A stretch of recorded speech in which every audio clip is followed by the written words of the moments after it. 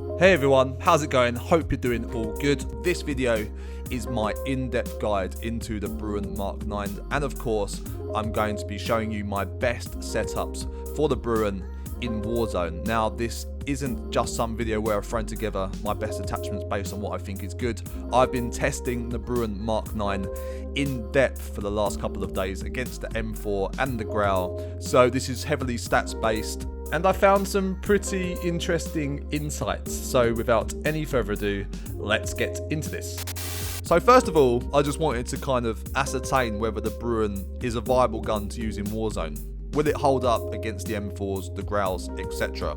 And long story short is that it's pretty beast actually. And obviously I'm going into more detail now, but as it's an LMG, you expect the BRUEN MK9 to have like really good damage range, very good fire rate, and very good damage overall, but that kind of comes with a downside of like really bad mobility, like really bad reload time, really bad ADS, really bad movement speed.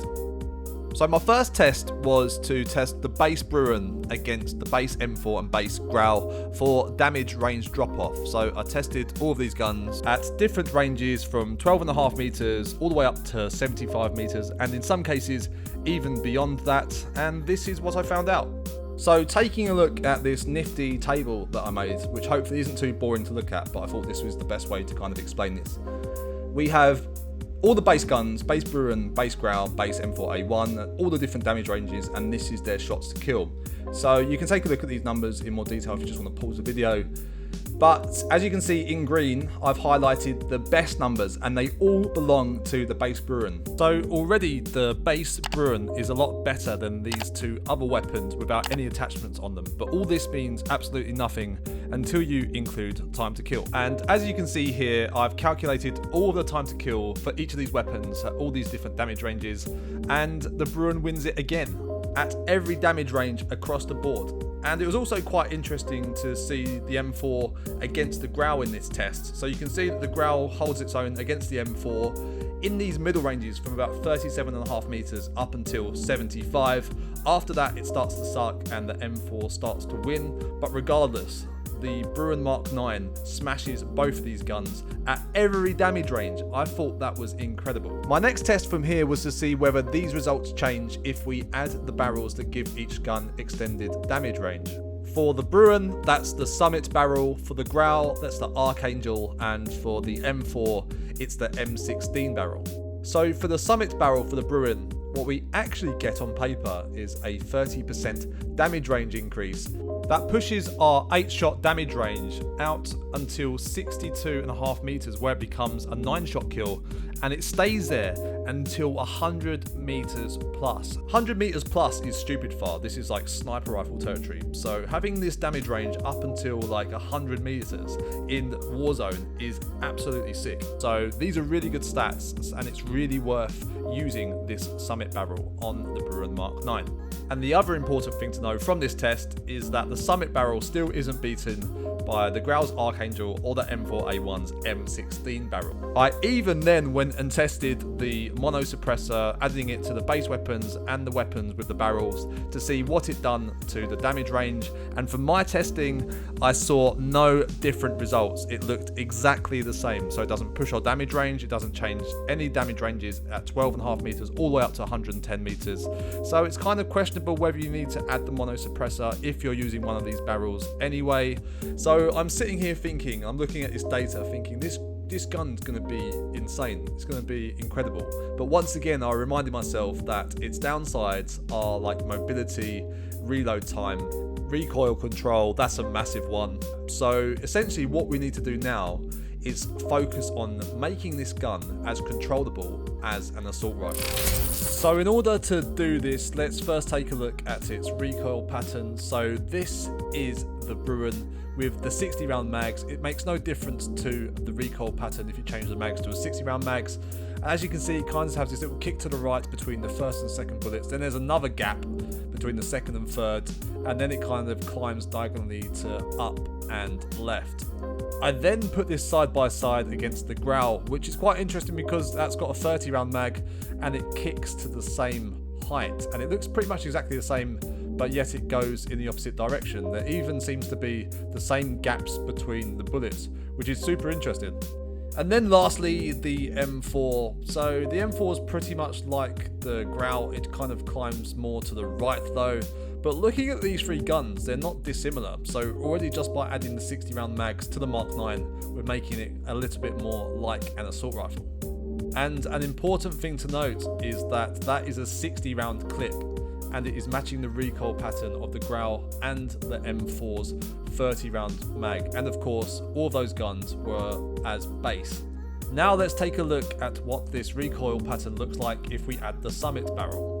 So essentially what the Summit barrel does to the recoil control is it kind of nicely closes up the gap between these first few bullets. It also kind of reduces the vertical recoil a little bit, but it seems to kind of give it a little kick towards the left. So the stability is not quite there, but the vertical recoil control is a little bit better. My final test for the recoil was to add every recoil attachment that I could possibly throw at the Mark 9 and compare it against other builds. So on the left, as you can see the recoil on the wall there, that is just a base Mark 9. The second one from the left is just with the 60 round mags. That one, as you saw there, is with all the attachments that I could throw at it for recoil. And as you can see, there's not much of a massive difference, so I wouldn't go ahead and just throw every recoil attachment at it. But what is interesting is if we now compare this to a Growl.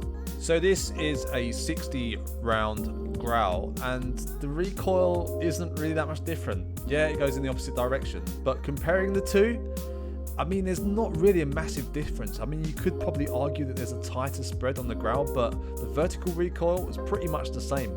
So essentially, I think we've got this Mark 9 into a really good place. And again, it's got like killer power, which beats the Growl and the M4 at all damage ranges. And now we've got the recoil spreads under control. Let's take a look at my kind of best build for the Mark 9 for Warzone. So my first attachment probably comes at no surprise, it's the Summit barrel. I'm not going to go into it again because we've been over it in the whole video, but this barrel simply gives us so much in Warzone, such a good push and extension of damage range that it's just simply stupid not to use. The only negatives it brings is a slight knock on ADS speed and movement speed, but we're going to try and get this back in a second through another attachment. Next up is probably not a surprise once again, as I've been testing it in the video. It's the 60 round mags. Man, this attachment is dope. It gives you so many positives for so little negatives. So the pros are ADS speed, sprint to fire speed, movement speed, and the fact that it's a detachable magazine, which makes the reload time insanely quick. The only downside is the fact that it has a lower magazine ammo capacity, which is still 60 rounds. And don't forget, you're usually trying to push the 30 round mag of an M4A1 up to 60, same with the Growl.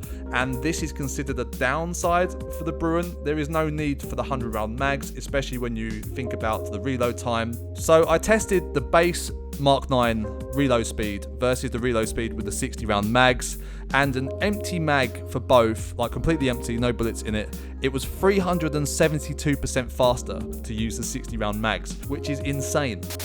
The third attachment is going to be an optic, and the idea behind this is that we want to be super effective at range, and plus the iron sights on the Bruen aren't that great, so we're going to go ahead and add an optic. And the reason why I add the canted hybrid is because it's actually one of the fastest zooming in scopes of its class. It even is comparable to like a holo, so it makes sense to add this and get a bit more range. Plus it looks pretty sick when you're switching between scopes and getting kills. I mean, it might just be me, but I think it looks pretty cool. Next up is the Ranger foregrip, and the whole idea behind this attachment is just to make us better at range. So the recoil control and aiming stability really help with that. Aiming stability is probably one of the most overlooked things that you can do to your gun. If your gun isn't stable and it's waving around all over the place, it's very difficult to pick your shots at range. So this Ranger foregrip really helps out with that, as well as recoil control. I know I said earlier that you don't need to stack too many recoil control attachments on this gun, so we're just adding this one for now. And my last attachment is the stippled grip tape. Now this is all about mobility and getting some back through ADS speed and sprint to fire speed. So we're really making this a little bit more aggressive, not feel like an LMG. Movement speed and ADS speed is actually really good with the BRUEN at base, so it's just really good to make this gun not feel like an LMG as I just said, but make it feel more like an assault rifle. And there she is everyone, my epic BRUEN MK9 build for Warzone.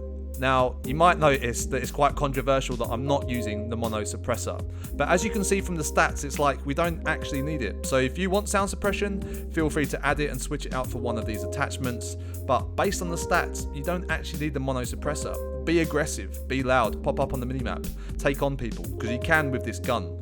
And on this channel, I don't want to just put out meta weapons and just follow the sheep and just put attachments on that everyone else is using. I'm bringing you the best attachments based on statistics. Now, the last section of this video is that I'm going to show you some best class setups for using the BRUEN MK9 in Warzone. I'm going to show you two. So the first one is the primary as a BRUEN, obviously, then the RPG is a secondary.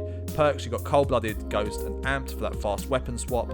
Lethal is a Semtex, and the Tactical is the heartbeat sensor. Now, why I'm running Semtex is because you already have the RPG for taking out vehicles. You don't need to double up, in my opinion. In that kind of area, you can switch it out for Semtexes and use it on personnel. This next alternative setup is only for the aggressive. This is a really fun but aggressive class for the BRUEN MK9 in Warzone. So the primary is an unsilenced BRUEN MK9. The secondary is an MP5 close range. Now for the specifics on this MP5 build, I made a video showing you guys 3 amazing MP5 setups for Warzone. So I'll leave the card in the top right hand corner for that. For perks, we've got Cold-Blooded, Overkill, and Amped. For lethals, we've got C4, and for tacticals, we've got stuns. That's a wrap for the video, everyone. Thank you so much for watching. It's honestly so great to have you guys here. Don't forget you can hit me up on my socials. All the links are in the description, as well as my Activision ID. I'm more than happy to have a game with you guys, so hit me up on that. With that said, don't forget to leave a like on the video if you found it informative, and sub to the channel to stay up to date with all of my amazing Warzone content. Thanks again, guys. I'll speak to you in the next one. Take care. Peace.